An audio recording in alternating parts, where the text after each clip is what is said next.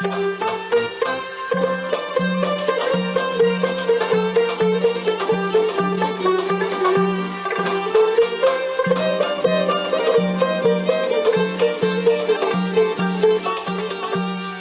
yarıp çıkan yadın gülüdük. Dünyada pek kunşu görmedim senin.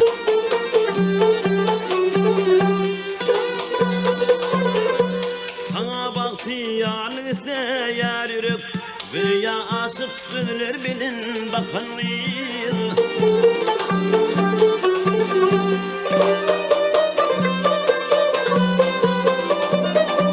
Aydıma layıktır senin cemalın, aydıma layıktır senin kemalın. Aydıma layıktır senin akbalın, bilin sende bakzalesin kakanlıyız.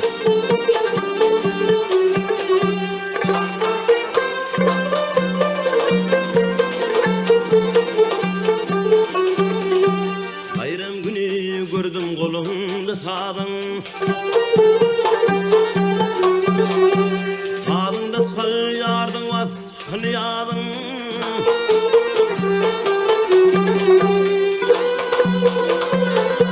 Aklım hayran etti bil ovadın, saat mukami saatler dedin çekenliyiz.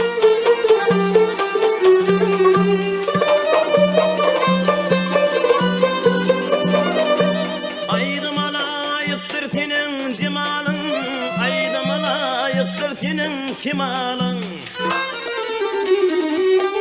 Aydıma layıktır senin akbalın, bilin sende bakzalesin kakanlıyız.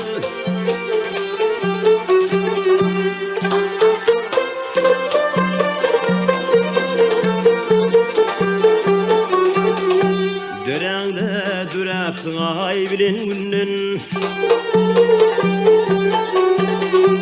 Dünyada pek kunşu görmedim senin.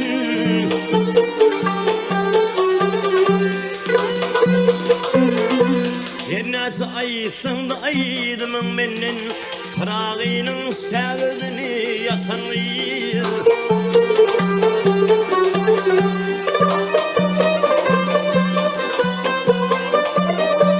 Aydıma layıktır senin cemalın, aydıma layıktır senin kemalın.